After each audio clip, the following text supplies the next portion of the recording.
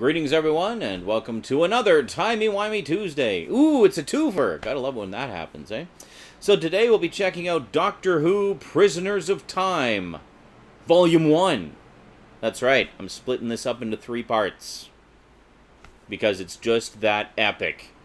Yeah, it's so much fun. But basically, Prisoners of Time was IDW's epic 50th anniversary celebration 12-part maxi series for Doctor Who, featuring all new stories of all 11 Doctors at the time. Fantastic. It does not feature the War Doctor because I don't think even they knew about the War Doctor at the time, so it just features the 11 main Doctors at the time. But yeah, good times. So let's talk about Volume 1, which contains the first 4 issues, today on Timey-Wimey Tuesday on the Multimedia Chronicles.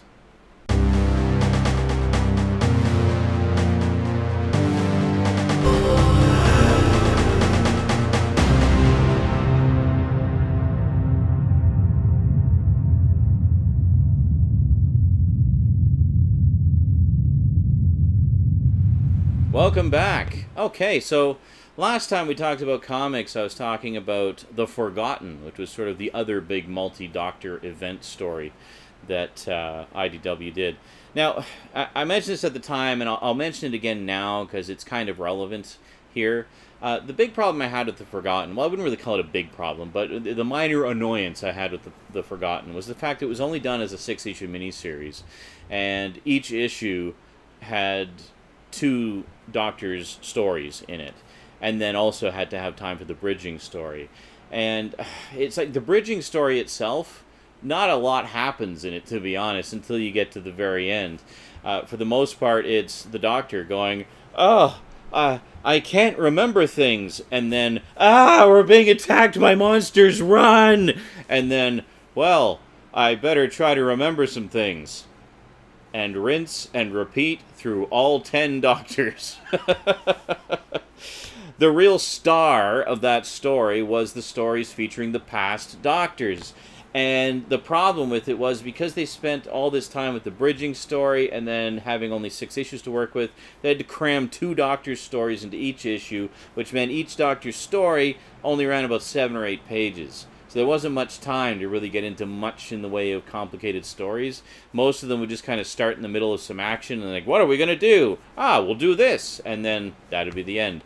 So they're fun, don't get me wrong. It's a really fun story, and being so short, it moves along at a pretty fast pace. But and it's great just to see these old Doctors back in action again. But it really leaves you wanting more. And, well, enter Prisoners of Time. Prisoners of Time is that kind of thing done to the nth degree. This is the one we were waiting for. Because in this case, the bridging story is kept to a minimum. In fact, some issues don't even have part of the bridging story. They just have like a few panels at the end that tie into it, and that's it. And the rest of it is devoted entirely to the Doctor that features in that issue. So, great. That's what I'm talking about. Yes, please. And now, of course, with Titan Books, we're actually getting full-blown ongoing series and miniseries featuring past Doctors. So, great. More of that too, please. I'm all for it. So, let's talk a little bit about Prisoners of Time. So, Prisoners of Time, as I mentioned, was the epic 50th anniversary story. 12 issues, each issue featuring one of the Doctors. The last issue featuring all 11 of them, of course.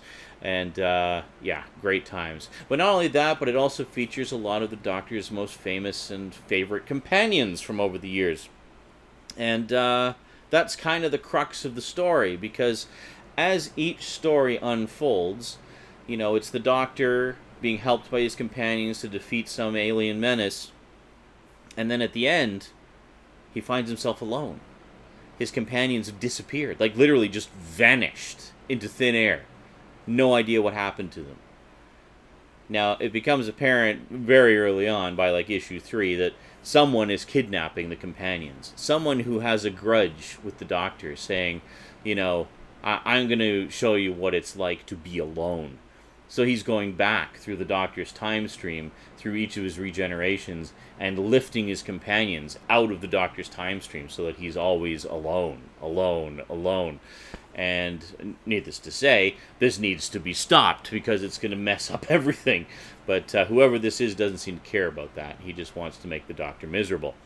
So, yeah, so that's the big mystery. Who is this person? What is he? Why does he have it in for the Doctor? And why is he taking his companions, specifically? Huh. Well, you just have to read it and find out. Now, Prisoners in Time has been made available a number of times in the past. I bought these the 3-volume trade paperback set as it came out, rather than tracking down all the individual issues, because there was a lot of variant covers and whatnot, and I figured, you know what, I'll just get the trades, because then I'll get all the variant covers included and stuff like that. So the miniseries itself has been reprinted a few times. So there's this original version here, which is 3 volumes. I'll just give you a quick look at the 3 covers here. These are actually scanned from my covers, so I did nice high-res ones for you. So this is Volume 1, which features, of course, the first 4 Doctors. And then this is Volume 2, which features Doctors 5, 6, 7, and 8. And then finally, here's Volume 3, which features Doctors 9, 10, 11, and then all of them. Good stuff. And then IDW also reprinted the entire series in a deluxe, slightly larger format, hardcover edition, and that looked like this. Now, I should mention, you can actually still find these IDW editions fairly cheap. If you look in the description, I'll put Amazon links to all of them. As always, thank you for your support. And you can see what they go for now. Last I checked, they were going pretty cheap. So I was actually thinking of grabbing the hardcover because it just looks really nice. I like the idea of having the pages on, slightly larger pages. See a little bit more of the detail in the artwork. And then it has all the covers in it as well. So quite a cover gallery in that.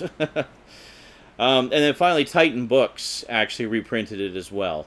Now this is in omnibus form, so it's actually smaller pages. So it's well, you've seen the omnibuses before. It's about, I don't know, they're a little small, maybe up to about there, and a little down. Well, maybe not that small, but not quite full comic book size. They're smaller. So this one's kind of in the middle. This is just normal comic book size. But then the hardcover is slightly larger. It's not quite magazine size, but it's bigger than comic book size. So that pretty much sums it up. So the first issue features the first Doctor. It also features the largest chunk of the sort of bridging story. We've actually got about 4 pages worth of it at the beginning. Just kind of sets things up. And then we have a wonderful adventure with the first Doctor in the the late 19th century, as he's just visiting London and has a run-in with the Zarbi, of all things, in the middle of Victorian London. And it turns out that the Animus has come to Earth and brought the Zarbi with him. So the Doctor's got to figure out what's going on and put a stop to the Animus once and for all. So it's funny because I hear all this trash talk about the Web Planet, yet the Zarbi and the Menoptera and the Animus really seem to be fan favorite characters, because I keep seeing them showing up in other things all the time. Like I remember there was a big story in one of the Doctor Who annuals featuring the Zarbi, Lair of Zarbi Supremo, which, by the way, on the I think it's the Web Planet DVD, there's a wonderful reading of that by William Russell. So how cool is that? So anyway, kind of cool to see the Zarbi back in action. So with that, you kind of look at it and think like, oh, okay, I guess maybe they're going to have each Doctor re-encounter monsters that he's encountered in his televised adventures before. So the Zarbi were a first Doctor villain, so we see them in or the Animus. Well, the Zarbi weren't really villains, but the Animus was a first Doctor villain, so we see him with the first Doctor. Just before we jump into the second Doctor story, let me give you a little look at the artwork here. We'll just take a little peek here. So yeah, so it starts off, you get a bit of the backstory there, just the mysterious person looking at the various Doctor's companions. And then, and this will give you some idea of the artwork. There was a variety of artists throughout the course of this miniseries as well. Very, very nice, I have to say. Each has their own sort of take on the Doctor. If you're wondering about the companions, I should have mentioned this before. In this case, in the first Doctor story, he's with Ian, Barbara, and Vicky. So it's not Susan, but it's the which I guess makes sense because they first encountered the Zarbi in the Vicky era. And so there we go. Got the Animus and stuff like that. So very, very cool story. Enjoyed that a lot. I would really love to see more stories featuring the classic Doctors. And I'm glad to see Titan Books doing that. They're kind of slowly working their way back, and they started with Doctor number 8. That was pretty popular. It's like, okay, let's do a 4th Doctor. That just took off. They're doing a 3rd Doctor series now, like miniseries. So, yeah, let's all us classic Who fans, let's support those classic Doctor comics, because not only are they wonderful, but if they sell well, it will encourage them to do more of them. So, I think we should do that. Got a lovely, lovely photograph of William Hartnell as the Doctor there. And then as you can see, he's like, what the heck's going on here? Because his companions have disappeared and he's left all alone. So the second Doctor story is just so much fun. Like, I mean, with the second Doctor, it was where they really introduced sort of the playfulness to the character. And this story is no exception to it. I mean, look where it starts off. It starts off where they materialize in this store that sells nothing but police boxes. And, yeah, and they're wondering, like, what the heck is going on here? And then it turns out that they are... I love stories like this. They're at, like, this major intergalactic shopping mall where you can basically buy everything. So what ends up happening is the Doctor uncovers a slaver ring going on there and tries to uncover them. Basically uses Jamie as bait to lure the slavers because you know, a human from the past is quite valuable, and so uses them as bait, and then finds that they've actually been kidnapping quite a few people. And of course, you know, the Doctor is like, well, we must fight them. That's what the second Doctor is all about. We must fight them. You know, we must stop them. There's evil in the universe that must be fought. And then, well, meets up with some ice warriors, and, well, you're just going to have to wait and see what happens. So, yeah, so the second Doctor one was a lot of fun. I should mention there are some callbacks to other things as well. I can't really show you one of them here because it's kind of a spoiler. Can I show you? Is there another picture of it here? Yes, here. If you look, we actually have the white robots, which you may remember from the Mind Robber. So, yeah, pretty cool. So there's lots of little tidbits in there, lots of little things to discover in the background, much like The Forgotten was, but in this case, on a much grander scale. And I love all the different art styles on this. It's like they have you know, a nice appropriate art style for each of the Doctors. Another photo. This is from a photo cover. They just give you the photograph here, though, rather than with all the logos and stuff. And then, of course, once again, the Doctor is left alone. Oh my god. Okay, I love this. Okay, this is the third Doctor story. Epic entrance for the third Doctor right there. Like, how awesome is that? Cocoon! Yeah, awesome. Love it. So in this case, the third, what is it he meets up with? I forget what they're called. It's something that I don't recall seeing in the series. Remaraxians, that's what it is. Maybe they were in the series. I don't know. It's been a while. Must have been a New Who episode, though, because I don't recall. Or not at all. Honestly, don't remember. Anyway, so he turns up at unit headquarters, and the Brigadier is behaving very strangely. He's basically just giving ludicrous orders to his troops, and he's, you know, even threatens to have the Doctor shot on sight. And it turns out that he is under the influence of this alien creature called a Remaraxian. And the Remaraxians basically do that. They take over people, and you know, they just kind of infiltrate and destroy from within, and then take over. Yeah, so we got the Who-mobile there, very cool, and stuff like that. So Yeah, so I mean, basically, they just try to outwit the Remaraxian leader, who's this guy here, and convince him to leave. And it's, I mean, it's the thing I have to say about these stories is they really got the tone right as far as how these particular incarnations of the Doctor deal with things, and I think that's wonderful. I really like how they did that. Like they really nailed it and did it properly. And then finally, last but most certainly not least, oh well, here we'll take a look here. So Joe Grant and the Brigadier were the companions here. Jamie and Zoe were, of course, the companions in the second Doctor story. And then finally, we have the fourth Doctor story, which features Leela and K9. And is this one ever fun? And this kind of blows apart the theory that, oh, the Doctors are only going to meet up with enemies from their era. Because as you can see from the cover here, he meets up with the Jadoon. Yeah. It's kind of funny that they did that in the comics like 3 years ago, and they just started doing that in the audio adventures, where they actually, Big Finish got the rights to do stuff based on the new series as well as the old series now. And so one of the things they've been doing is they've been having classic Doctors meeting up with monsters from the new series. So, well, the comics did it first.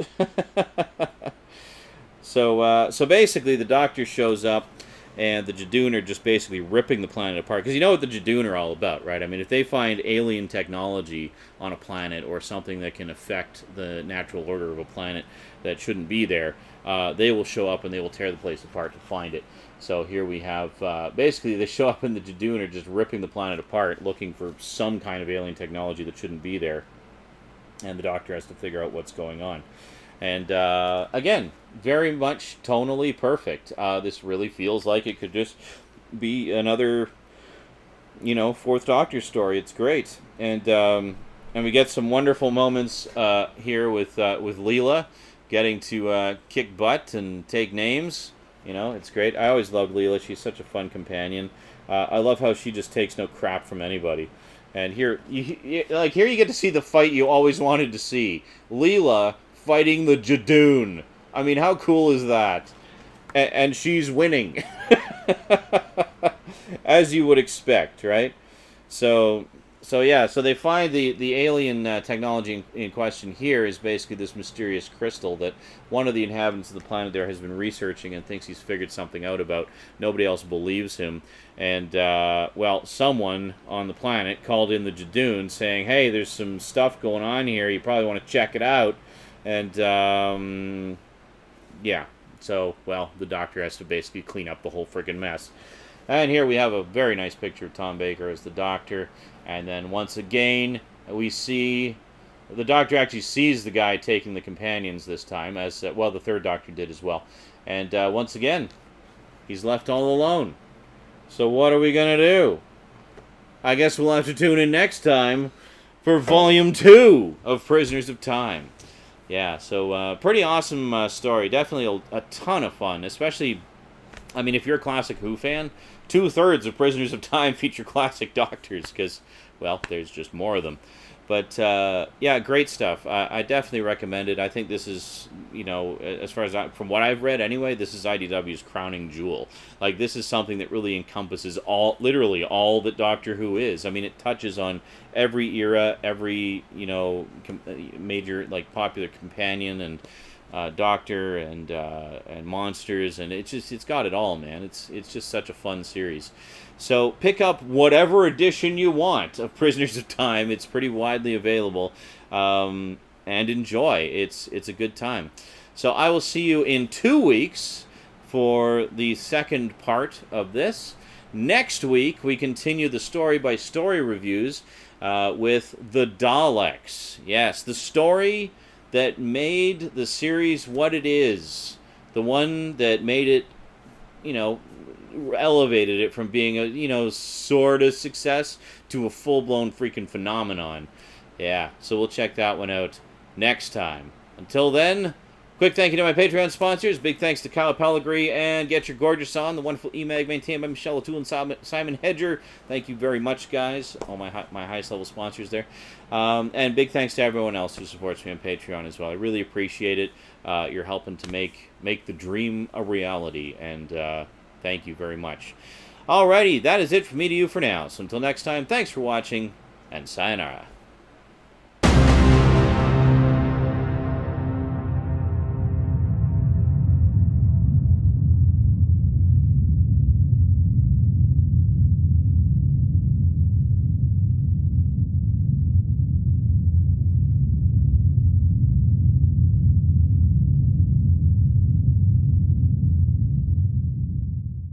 Greetings, everyone, and welcome to another Timey-Wimey Tuesday video. Ooh, it's a twofer. Gotta love it when that happens, eh? So today, we'll be continuing with my look at some of the more notable Doctor Who comics, or ones that I have. Blah! That means I'm going to start over.